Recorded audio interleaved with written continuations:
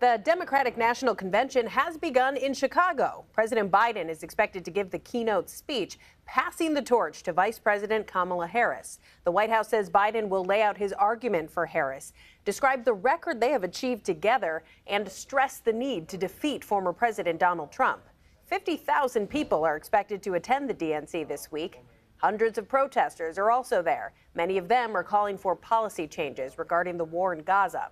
Other keynote speakers this week include former Presidents Barack Obama and Bill Clinton, former First Lady Michelle Obama, and, of course, Harris's running mate, Minnesota Governor Tim Walz. Harris will close the convention, formally accepting the Democratic nomination on Thursday. Joining us now to talk about what to look for at the DNC this week is Oakland University Professor of Political Science, David Dulio. David, good to see you. Thanks for joining us today. Nice to see you, Shana. Thanks for having me. So let's start by talking about just this moment politically. It's been such a wild ride over these last several weeks. So many notable moments, and of course, a new nominee just a few weeks before this convention kicked off. What do you think all of this means, all of these developments for the DNC?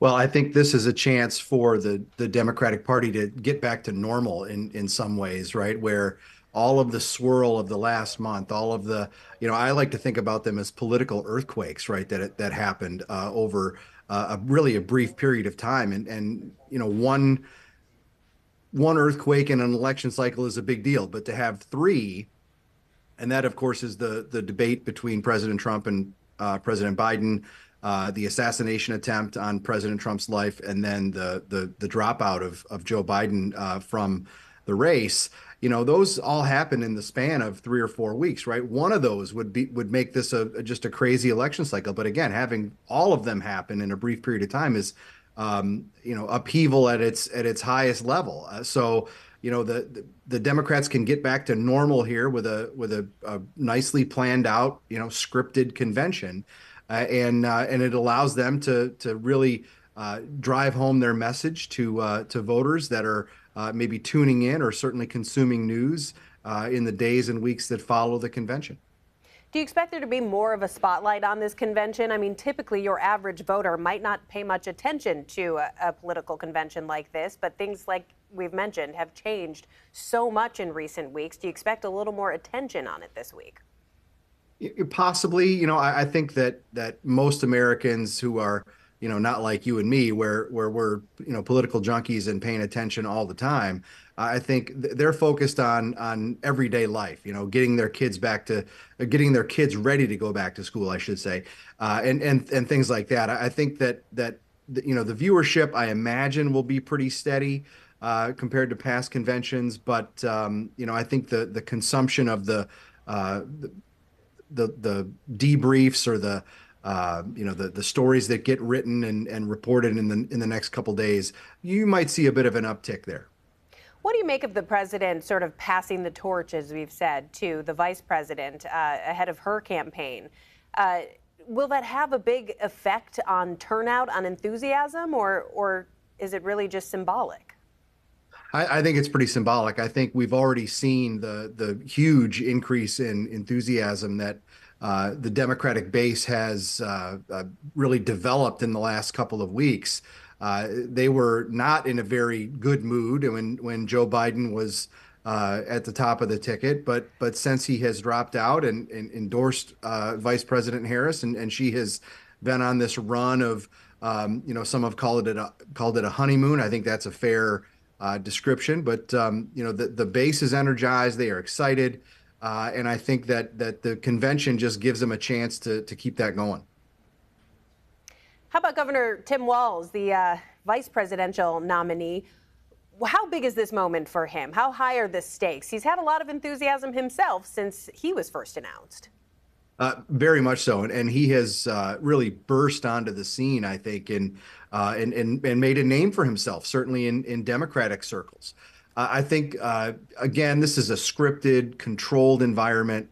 This is going to be much like it has been for the last couple of weeks, where Democrats have really been able to control the message. I think that a bigger moment is going to be on the debate stage with J.D. Vance. Yeah, coming up in a few weeks here. One part of this that's not as scripted or prepared, of course, those protests. Earlier today, we were reporting that some protesters had breached the security perimeter. What do you expect from that amount of energy coming from the outside?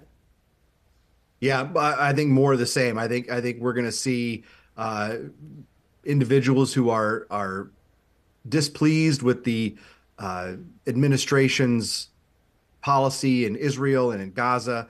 They're going to make their voices heard, right? They have, we've seen the video that you're showing right now, and it's not something that's new. It's been happening for months, and I think that this is an opportunity really for those folks to get their message out, right, and remind people that, hey, this isn't a one-sided conversation. There are many Americans who are not on the side of the Biden administration and their current policy, and they want to see things change. We've seen reporting even here in Michigan about how the Arab American community isn't quite on board with the Harris candidacy yet, and they want to see some real shift.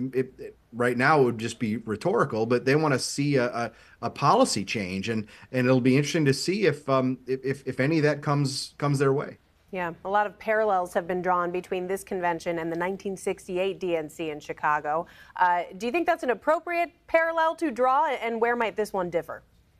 I would imagine that Chicago is much better prepared this time around. I think that things got out of hand in 1968, and we can go back and look at those images and read those stories. But I think that now the Chicago PD, the mayor's office, they've known that this has been a possibility for months, and I think that they have. I hope they've gotten ready for it, and I think that my bet is that they have, and I think you'll see a pretty heavy police presence, and the protesters are gonna get their chance to do their thing, and we just hope that no violence is a part of that. Absolutely, and we will be watching closely all week. Oakland University professor David Dulio, as always, thank you for your time. Thank you.